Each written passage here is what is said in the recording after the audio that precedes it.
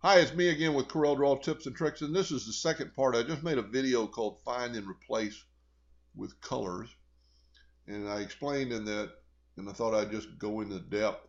So I have 4 different colors of these fish, and it really doesn't matter what color they are. They could be all black for this engraving, and this is when you're not using color mapping that I don't think always works the best, and I would run this job 4 different times. I would take, and I've got the colors grouped together. I would move them off the screen. I would move these off the screen. I moved them up. And I'd move these up and over. And then I would actually probably start with the black.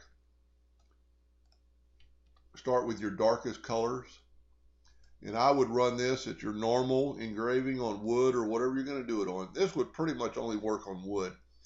I really don't think it's going to work on like granite because it's all going to engrave the same. So I would engrave this at like 100 power at 50 speed and get really dark. Then I would just move that completely out of the way, and I'd run the next darkest color.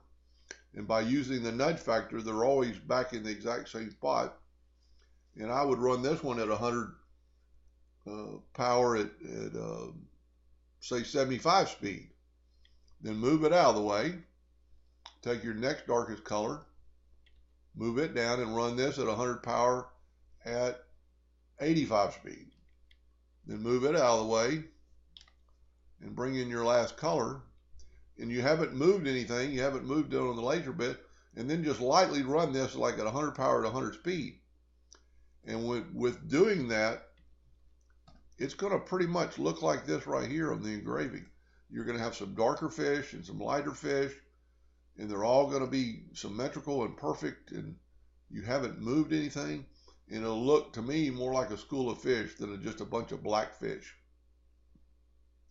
Anyway, I hope that helped a little bit. Thank you for watching.